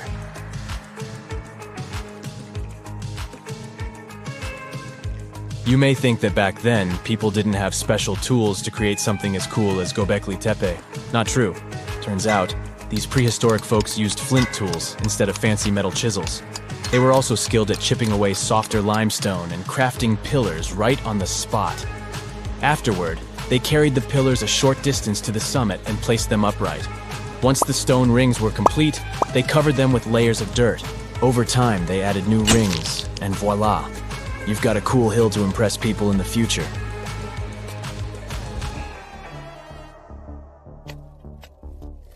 During their first year of excavation, the team went through 15,000 pieces of animal bones from wild creatures. These people didn't have pet animals or grow their own food. They hunted wild animals for their meals. But things were about to change because the place had everything they needed to start farming. Scientists say they had wild sheep and wild grains that could be domesticated. And guess what? Just 20 miles away, geneticists found evidence of the world's oldest domesticated strains of wheat at a prehistoric village.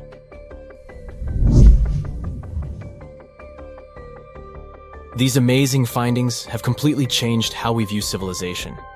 In the past, experts believed that people needed to learn how to farm and settle in one place before they could build temples and develop complex societies. But guess what? Schmidt's research flips that idea on its head. He claims that the incredible effort put into constructing these astonishing structures actually set the stage for the development of advanced societies. It means that societal and cultural changes happened before agriculture. Schmidt has this fascinating hypothesis about Göbekli Tepe. He thinks it could have been a special burial site where people left their loved ones. And here's the twist.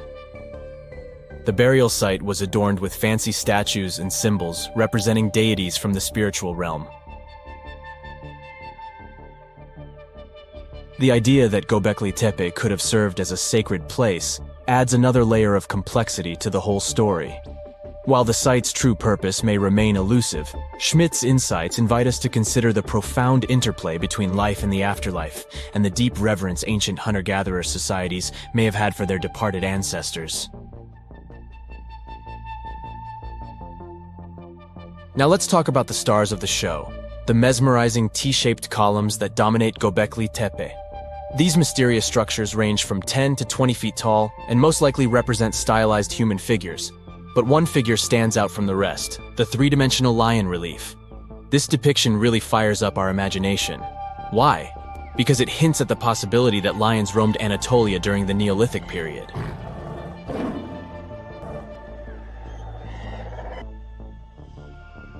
These standing stones are arranged in circles and placed in rectangular pits. Each circle has a similar setup. Two big T-shaped pillars in the center, surrounded by slightly smaller ones facing inward. Talk about a stylish arrangement. These towering pillars reach a whopping 16 feet and weigh between 7 and 10 tons. Some pillars are plain and simple, while others are like works of art with intricate carvings. Foxes, scorpions, and vultures come to life, crawling and twisting on the pillars' sides.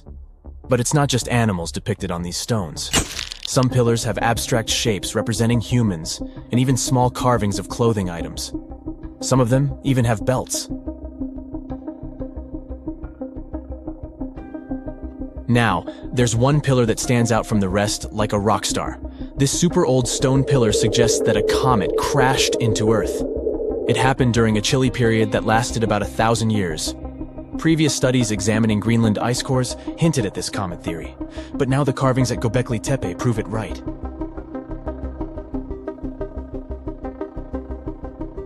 The carvings on the pillars are like a historical comic strip. They even show a headless human figure. Researchers fed the images into a computer and discovered their connections to constellations, indicating that this temple might have been an ancient observatory. It's like our ancestors were trying to document this cataclysmic event in their own unique way. Archaeologists have been excavating and researching Göbekli Tepe since the mid-1990s, peeling back layers of history and providing us with a deeper understanding of the intricate relationship between various elements. They have no plans to stop the whole process for another 150 years. Who knows what else they'll find? You see, Göbekli Tepe has been labeled purely as a ritual site with no signs of domestic activities. We were led to believe that the absence of water meant it couldn't support semi-sedentary communities. But scientists believe it's time to shake things up and approach Göbekli Tepe with fresh eyes. It's time to question what we believed before and use new evidence and different ways of thinking. Like, there might have been a group of people living in the area who didn't stay in one place all the time. They moved around a bit but still had their own civilization, living in the area semi-sedentarily. Göbekli Tepe is not just home to a single temple, but an astounding collection of over 20 ancient structures. As archaeologists delve into the depths of this wonder, they are unraveling its unique layout, featuring two prominent focal points at the heart of each establishment, complemented by smaller structures and dividing walls. What's even crazier is that in this area, there are over 200 obelisks, which are narrow tapering monuments. A comfortable abode with a gorgeous view of the Mediterranean Sea will serve as a perfect rain shelter. Well, this is what a real estate advertisement might have looked like for Neanderthals 100,000 years ago. Welcome to the weird and wonderful caves you could live in, or not. Of course, back then, neither real estate and advertising had been invented yet. Never mind the fact that Neanderthals couldn't build houses and often lived in caves. Yet, one of those caves looks an awful lot like a residential building. It's situated inside a high limestone cape called the Rock of Gibraltar. If the Neanderthals had had an economy, the caves inside this rock would have cost a bundle. Navigators discovered it in 1907. They just spotted a big hole inside the fortified rock. For many years, scientists have studied this place and found some traces of Neanderthals. They discovered ancient tools in the cave and bones of old animals. But the coolest thing was they found 4 caves inside the rock. It was like a residential complex. Neanderthals lived alongside neighbors and helped each other hunt and fish. They created feather decorations and painted abstract drawings on the walls. Imagine our ancient predecessors hanging out in these caves 100,000 years ago. And now scientists hang out there and study the primeval past of Neanderthals in detail. At the end of 2021, archaeologists uncovered a gap inside one of the caves leading to an unknown tunnel. They crawled through this hole and opened a new space under the cave roof. This place has been closed off from the outside world for over 40,000 years. And it seems it was one of the most prestigious apartments in the entire mountain complex. It has high ceilings with ancient stalactites. The ruined stone curtains divided the apartment into several rooms. Scientists also found the remains of ancient animals and scratches on the walls. It seems that Neanderthals had never lived here, but they used to visit this place. Archaeologists found the shell of a sea snail called dog whelk. One of the Neanderthals brought it here for some reason, but the primary owners of this place were hyenas. These caves show that Neanderthals were closer to humans than to monkeys. They had a way of life and even some customs. There's still a lot of work ahead, and scientists hope to find new rooms inside this rock. Meanwhile, in 2003, archaeologists discovered another early dwelling on the Isle of Flores in Indonesia. Among the green jungle, they found a cave with ancient tools. At first, everyone thought the human ancestors lived here, but then scientists discovered an unusual skeleton of an adult. A thorough analysis showed the skeleton belonged to a 30-year-old woman, 3.5 feet tall, just above the waist of an average adult. The woman's weight was equal to the weight of an adult shepherd. The skeleton didn't belong to Neanderthals or Australopithecines. It was a new unknown species, which scientists called Homo floresiensis, or simply the Hobbit. Also, there were remains of unusual ancient animals in the cave. It was an elephant the size of a cow, some large storks, and giant rats. Archaeologists have found out that hobbits were not the owners of this place. The main inhabitants were the rats the size of a cat. Maybe they were fighting the hobbits. Some analysis shows that Homo floresiensis wasn't our direct ancestor. They were in a separate branch of evolution. The hobbit skeleton looks more like that of a monkey than of modern humans. In 2009, in the dense jungle of Vietnam, archaeologists discovered Son Don, the largest cave in the world. If you go inside the cave and shout, you'll hear your echo a long time. In some places, the height of this cave reaches half the height of the Empire State Building, and the total area is larger than one central block of New York. Son Don is one of the 3 caves in the Vietnamese jungle. Many intricate mazes connect these caves. Inside, you can find unique plants and trees that live separately from the outside world. It's a real underground jungle. In some places, you can find collapsed ceilings that let the sunlight in. Besides unusual trees and plants, ancient stalactites hang there. Some limestone deposits are more than 450 million years old. They were here even before dinosaurs appeared. There are also many rivers in the cave. Rainwater coming down from holes in the ceiling has formed them. Fast streams resemble slides in a water park. They lead to unknown underground labyrinths. Scientists have studied only a small part of all these caves. The next unusual cave is in New Zealand. Hundreds of thousands of fireflies live inside. Each of them glows with a blue light. Together, they light up the cave. It may seem to you that you're on another planet, but you can't stay there for a long time. Special air measuring devices are everywhere. Scientists monitor the level of carbon dioxide necessary for the normal existence of fireflies. These insects are sensitive to the environment. If there are many people in the cave, or they stay there too long, the park staff will ask them to leave the place. It's like you're literally stealing oxygen from the fireflies. We've seen some pretty amazing caves so far, but how about a scary one? We're going to the desert of Yemen's Al-Mara province. What we're looking for is not a cave, it's just a black hole in the ground, right in the middle of the desert. It's big, the size of a basketball court. It's not its size that could scare you, but what's inside. Scientists are still not sure what it is. From the depths of this black abyss, a disgusting smell of rotten eggs constantly comes out, and sometimes you can hear some strange, frightening sounds. The blackness of the giant hole in Yemen absorbs all the sun's rays, so you won't see what's there even with a powerful flashlight. People flew over this place by helicopter.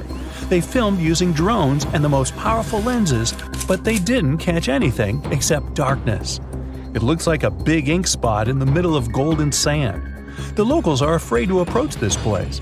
They believe the cave leads to another dimension where evil creatures live. At the moment, the giant hole in Yemen is one of the most poorly studied and mysterious phenomenon of nature. How did it appear? How old is it? Where does it lead? Scientists are trying to find the answers to these questions. There are theories that the hole appeared because of construction work. Geologists drilled the soil nearby in search of minerals. It could have caused fluctuations in the Earth's crust and collapsed the surface. But no one can prove this theory, yet.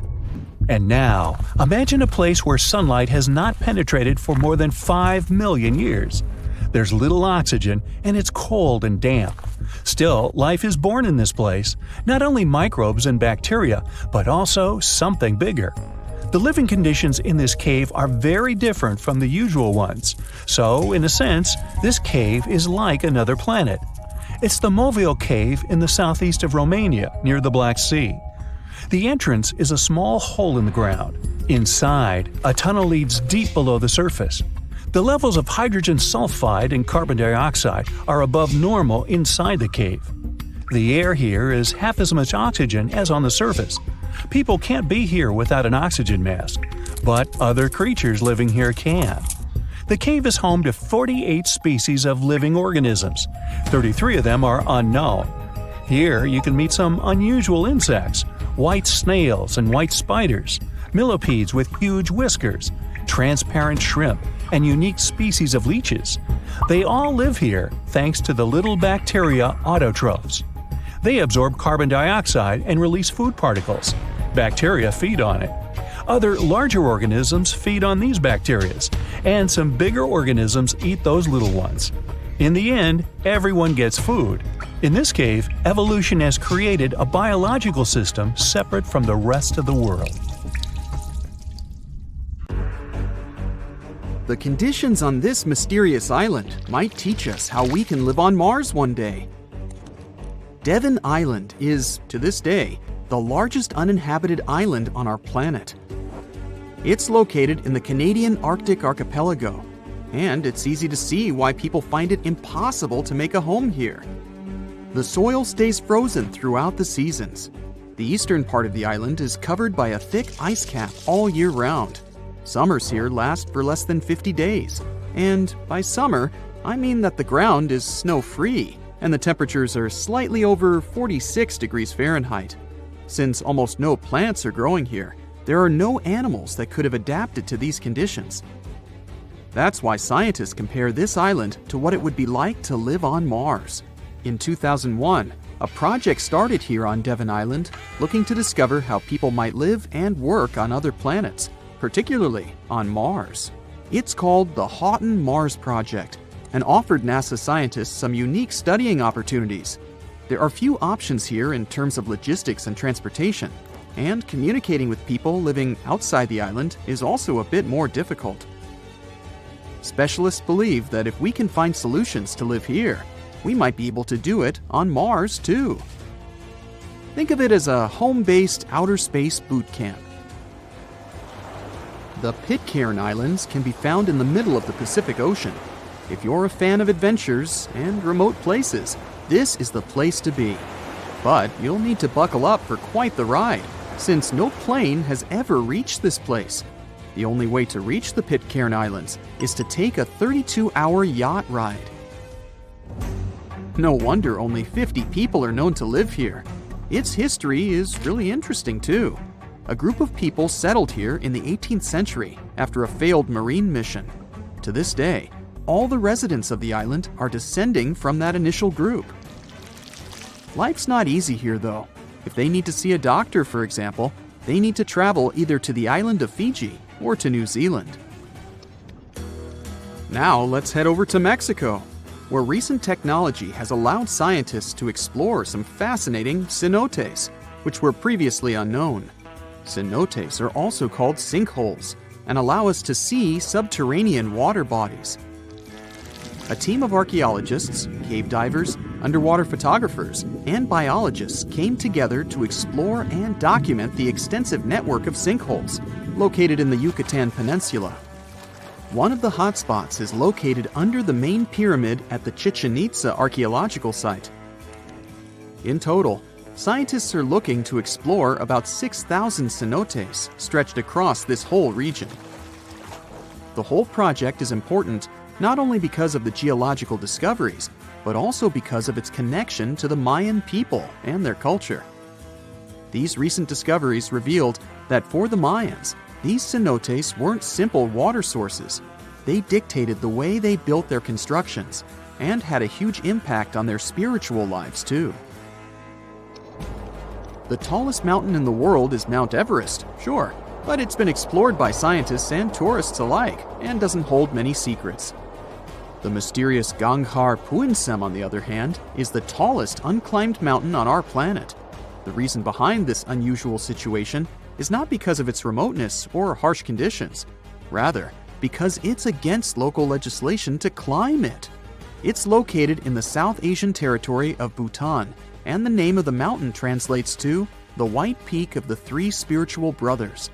Local tradition dictates that mountain peaks shouldn't be available to humans and need to be left to the higher spirits. Mountains in this region can only be climbed up to 3.7 miles, but Ganghar Puensem tops 4.7 miles. For this reason, there's no official record of any human reaching the peak. Almost all of the previous expeditions have been inexplicably stopped at the midpoint. The next unusual spot should be on any travel enthusiast's bucket list, the island of Madagascar. For starters, it's estimated that about 90% of the species of plants and animals that are found here can't be seen anywhere in the world. But there's one small portion of the island that has baffled both tourists and scientists, the stone forest. It belongs to the Tsingy de Bemaraha National Park and features some unique limestone formations. They look like thousands of spiky towers that stretch hundreds of feet into the air. The distance between these formations can be anywhere from a few inches to the length of a city street. As beautiful as it is, it's really hard to get here. It'll take you a few days to get there from the nearest city. Once you get to the park, it becomes really difficult to explore too. It can take a whole day to go across as little as half a mile. The word Tsingys itself translates to where one cannot walk barefoot. To visit the remotest village in the whole world, you'll need to prepare yourself for quite the journey.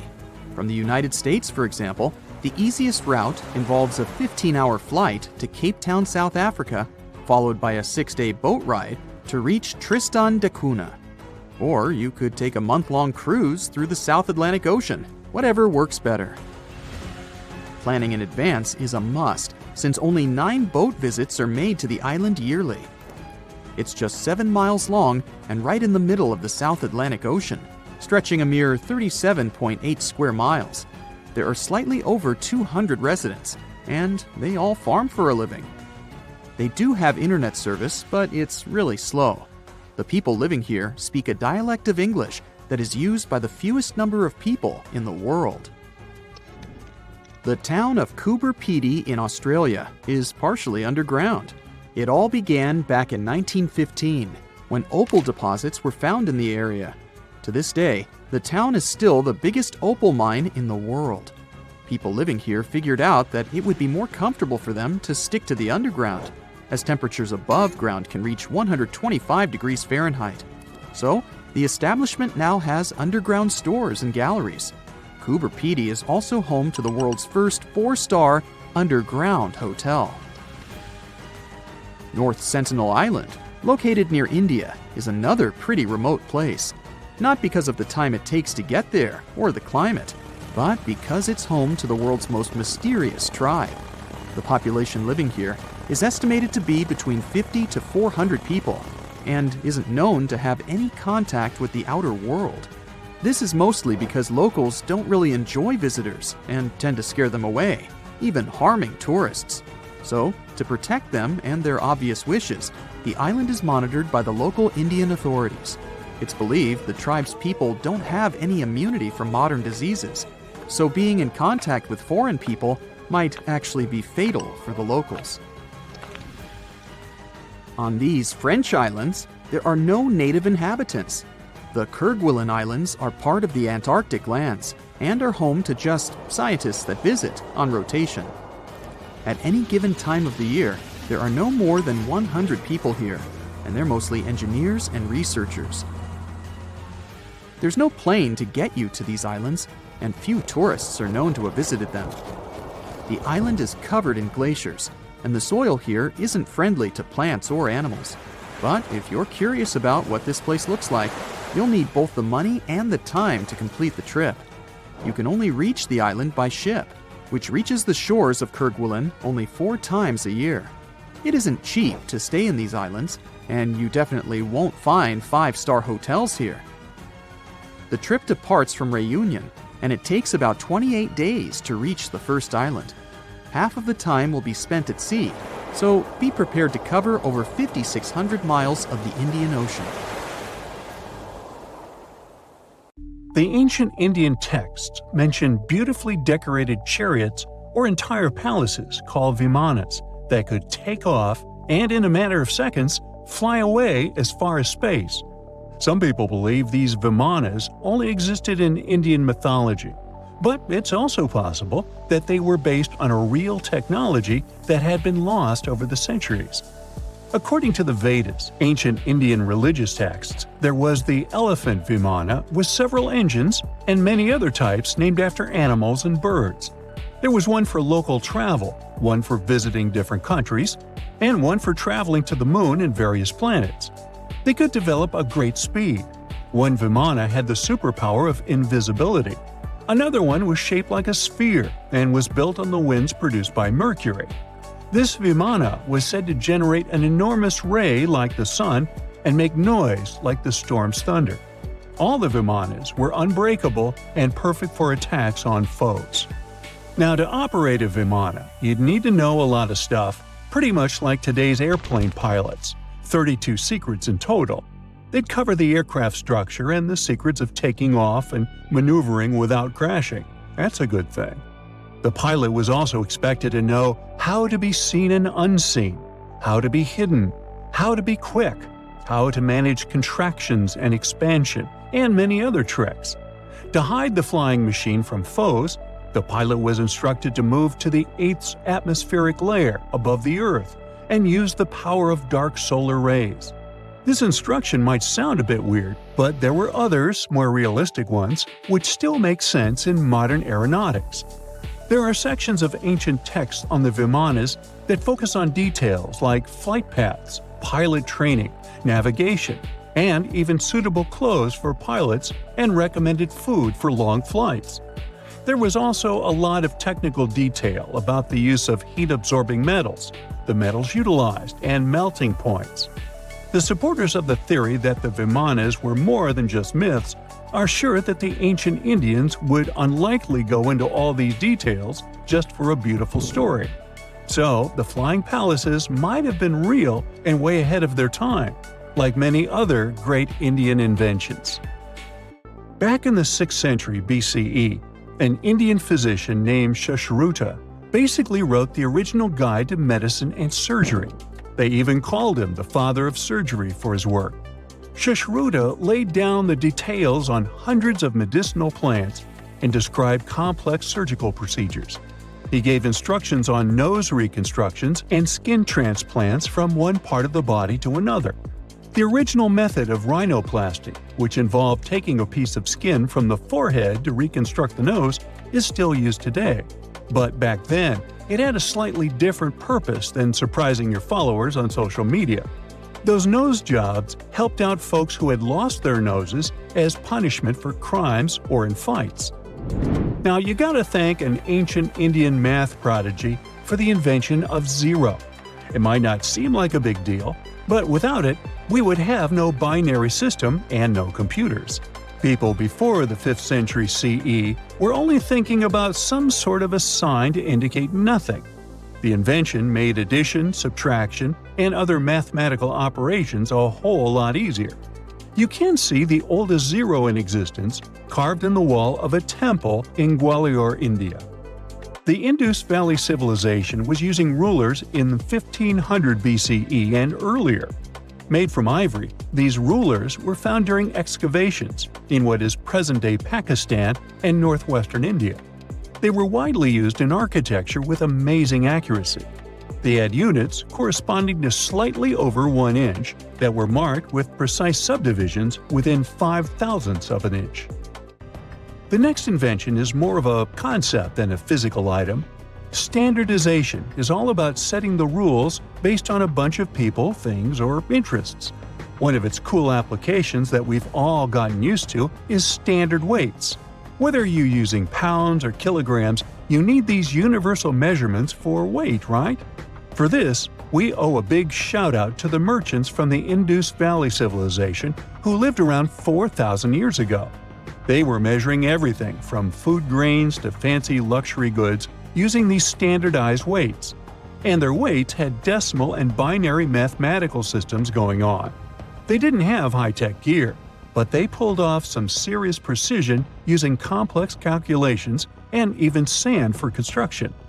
Their art of standardization made its way to Persia and Central Asia, basically becoming the global weight-watching standard.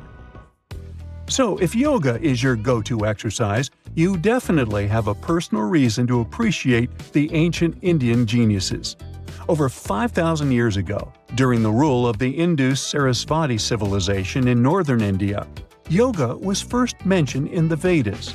Yoga was refined and shaped over the centuries until it grew into a massive teaching with over 200 sacred writings dedicated to this way of obtaining enlightenment. At the beginning of the current era, yoga got a new trajectory thanks to a Hindu writer who laid down a system of yoga in his text, the Yoga Sutras. It became a whole-body rejuvenation, a life-extending practice with poses that you are still doing on the mat today. Yoga has reached the Western world only in the 19th century, and it caught on like wildfire. Chess, the all-time top game for intellectuals, is also an Indian invention.